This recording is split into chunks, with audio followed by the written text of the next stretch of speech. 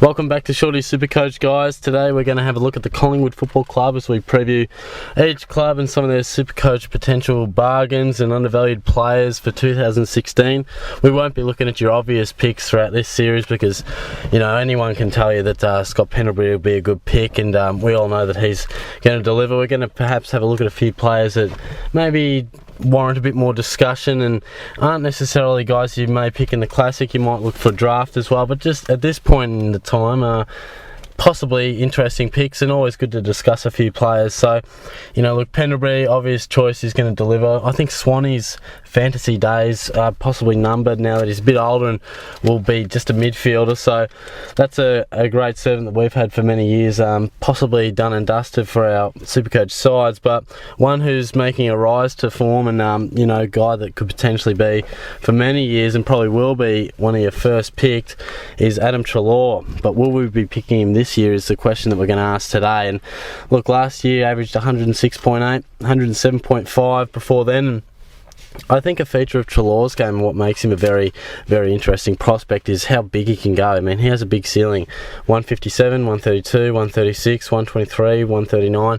I mean, all scores above 120. I think he had about 7 of them last year. So he can go big. He did have a couple of quieter games, which I think we can put down to the form of the team at times, as well as his inconsistency as a youngster. I mean, he's only about 23 now. He'll be turning 24 next year. 79 games under his belt.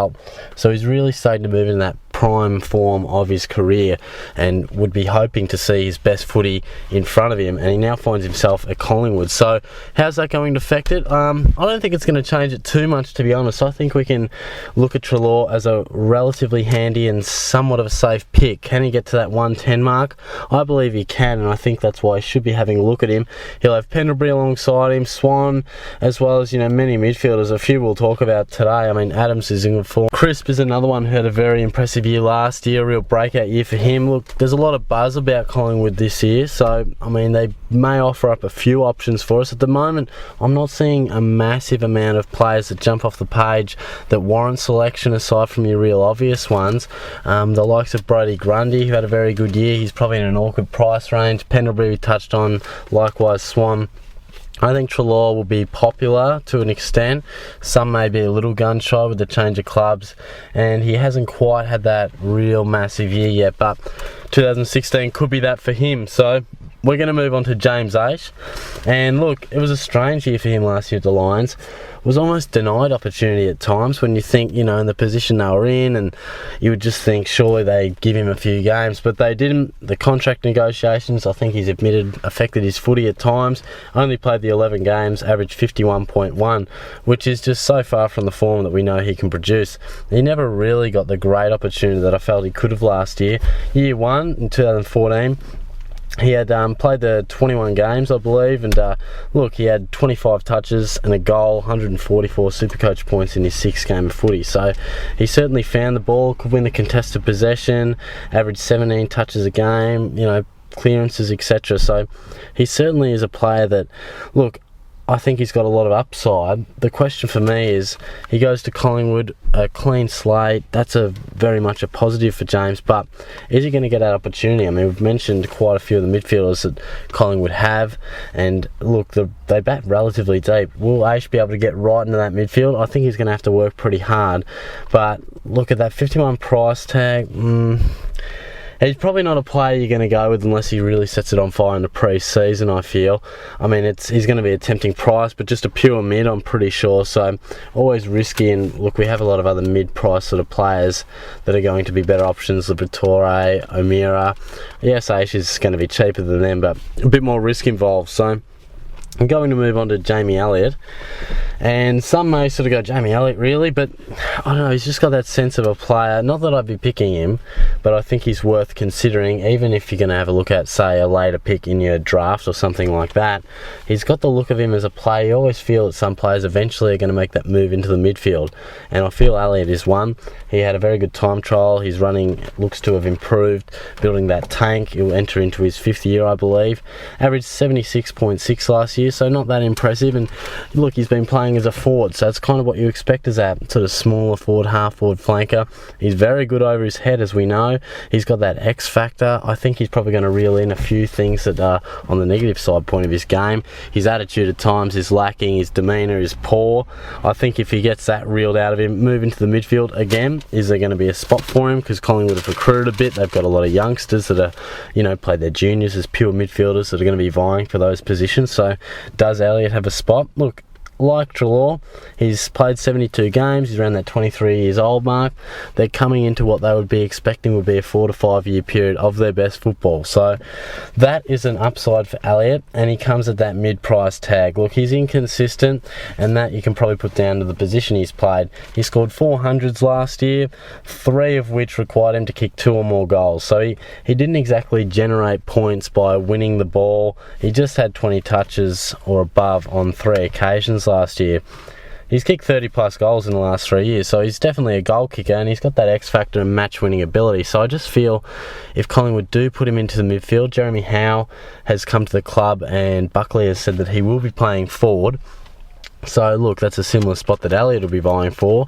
His running's improving, building that tank. Is there in a midfield position on offer? I think he's definitely in the running for it.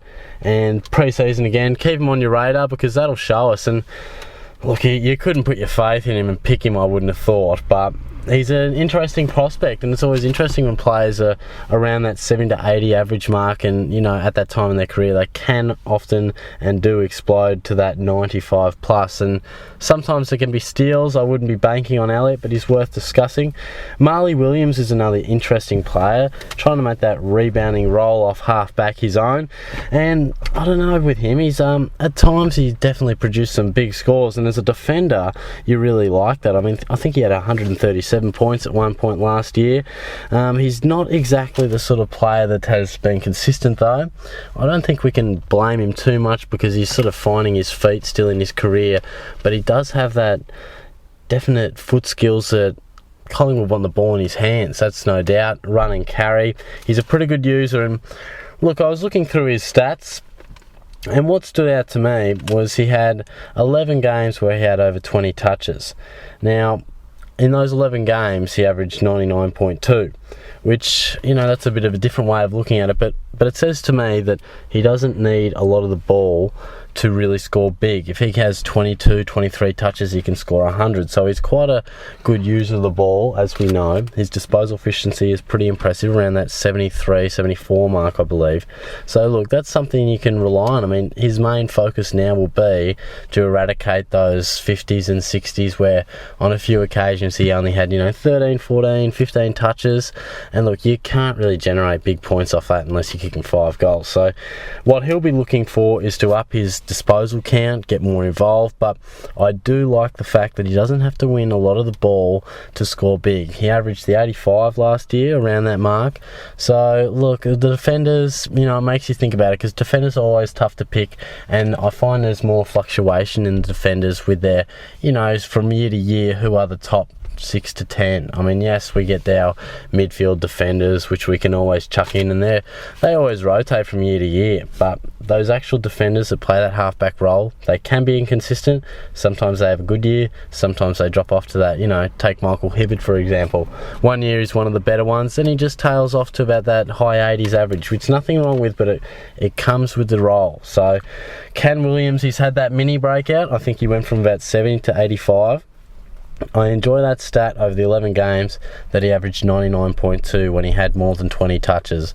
It tells me that when he gets the ball enough times, he makes it count. So someone to possibly have on your radar if he can have a good preseason, and if he is that absolute playmaker off half back, it's always interesting. Now that mainly wraps it up for Collingwood for mine. We'll touch on 3 names just quickly, guys that I don't think you're going to pick, but they're undervalued potential players maybe down the track for one. Maybe you want to look out for your SuperCoach draft. Firstly, Travis Cloak averaged the 95.2 in 2013. He only had 72 in 14 and 69.3 in 2015, so really dropped off. look, he struggles to have that help. I mean, he hasn't really dropped off massively in his own game at times. Yes, his kicking's been poor, he's probably winning less of the ball. One thing he isn't doing as much is taking those big contested marks. So I think, look, last year, in the second half of the year, he really struggled to have help from a second key forward, and it showed. He looked like a bit of a tired man and a frustrated man at times. Had scores of 1, 40, 53, 47, and that just shoots his average way down. I wouldn't think you're going to pick him because he relies so heavily on a goal or contested mark to, have a pretty high impact on his, what he produces scoring wise. So always risky with the key forwards, but he's very undervalued and maybe someone you might slip in late into your draft.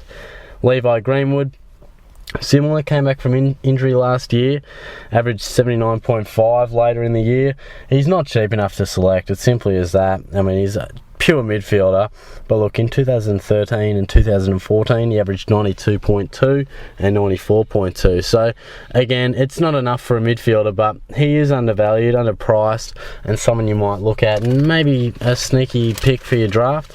Jordan De Goey, a bit more of a look down the track.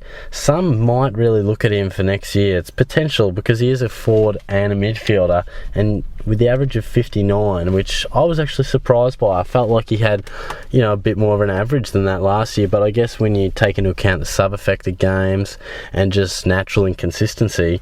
But look, he can tackle, he has high impact. Like Williams, he struggles to win a lot of the ball, but you can forgive him because early days in his career, and I think down the track, impact has always been his thing. He's never been a big ball winner. That was a factor that they wrote about in his draft year. Not a massive ball winner, but his impact is high. And look, for SuperCoach, that does reward that sort of player.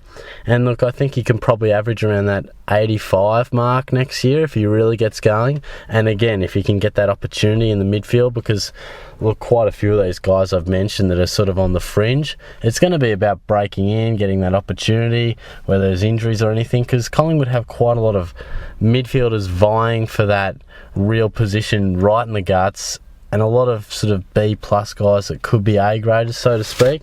They don't have your absolute gun midfielders yet, but they've got quite a queue lining up to get that absolute midfield game time. And De Goey's one. Will he get it fully next year? It's possibly doubtful, but he's one to keep an eye on, and I think down the track he'll be a guy that we definitely look at quite regularly, especially if he keeps that forwards status with him. So that's a bit of a wrap up for Collingwood. Not a great deal of names to really be looking at this point, aside from your year-to-year obvious one in Pendlebury, but definitely look, if you got a guy that I missed, certainly comment it, give the video a like, subscribe to the channel, because I'll be dishing out plenty of SuperCoach content down the track, and we'll be previewing Essendon next up, so stay tuned for that early in the next year, and definitely keep clicking back, check out all my other videos, and we'll see you guys all soon.